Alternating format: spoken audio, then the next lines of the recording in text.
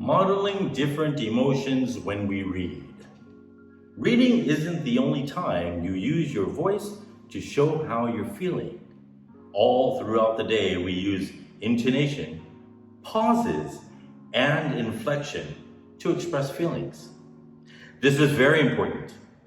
This is what makes us even better readers, and we should practice as much as possible. Because let's face it, Oyomi is not cool. Let's practice modeling different emotions, shall we?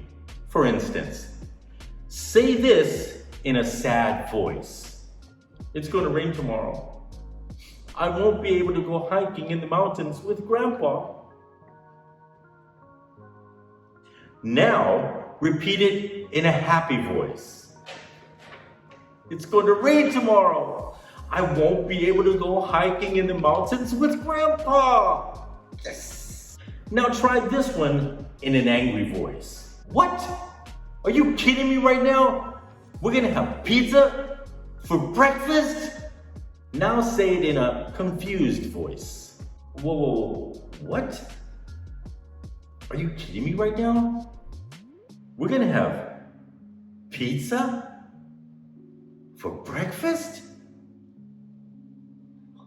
Now, repeat it in a shocked voice. What? Are you kidding me right now? We're gonna have pizza for breakfast? Modeling different emotions when we read makes a huge difference in how we sound to people who are listening to us. Let's work harder on showing emotion when we read.